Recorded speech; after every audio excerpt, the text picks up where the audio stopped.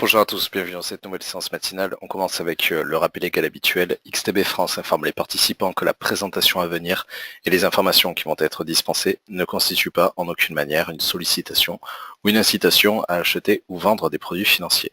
Alors on commence directement donc avec le calendrier macroéconomique de ce mardi 5 décembre. Donc, on a surtout trois temps forts au niveau des différentes publications que je vous invite à surveiller. Donc ce seront essentiellement donc les PMI services en matinée, donc les indicateurs qui permettront d'évaluer l'évolution justement du secteur tertiaire, du secteur des services en zone euro essentiellement pour le mois de novembre. Ce sera surtout de 9h50 à 10h30 que les chiffres me parleront un petit peu. Donc à 9h50 la valeur française, 55 la valeur allemande, 10h donc la synthèse de la zone euro, et après donc hors zone euro côté britannique effectivement on aura là aussi à 10h30 donc cette publication.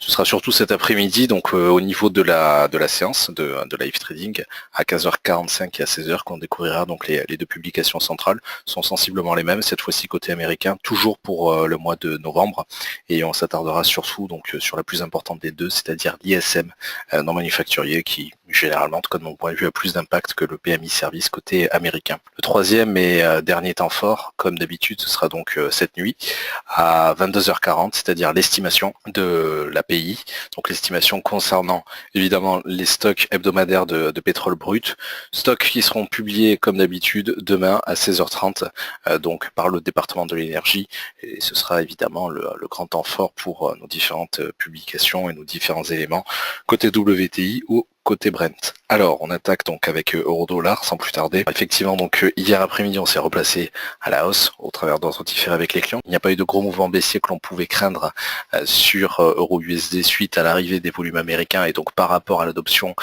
du texte par le Sénat concernant la réforme fiscale américaine de vendredi à samedi, dans le courant de la soirée, plutôt de vendredi à samedi. Là, je vous renvoie tout simplement sur l'analyse d'hier matin.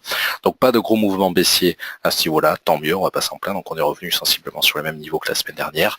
Les quelques valeurs qui pourraient m'intéresser en guise d'objectif ici sur euro-USD sont fixées sur 1,1890 pour les deux prochaines séances, donc en guise d'objectif à la hausse, pourquoi pas au travers de quelques opérations de scalping à la hausse toujours, et donc quitte à renforcer les opérations à proximité du support des 1,1835, donc sur les 1,1840 exactement, juste au-dessus, comme d'habitude, et par extension sur les 1,1810, donc au-dessus du niveau qu'on aurait pu viser hier justement en tant que take profit, si jamais donc les volumes américains à 15h30 avaient fait partir la baisse euro-USD, puisque c'était la condition sine qua non, c'était évidemment, encore une fois, en reprenant la publication d'hier, ou plutôt le Good Morning Market, et bien d'attendre l'arrivée des volumes américains en pleine séance de live trading. Voilà, pour consulter l'intégralité de ce Good Morning Market sur une sélection de 7 actifs dont le DAX 30, l'or, le WTI, le Bitcoin, n'hésitez pas à nous contacter. Si vous n'êtes pas encore client chez XTB ou à consulter gratuitement sur notre site xtb.fr ou sur Xstation la version longue et complète de ces vidéos. Bonne fin de matinée à tous et rendez-vous à 15h15 pour notre séance de live trading. À tout à l'heure.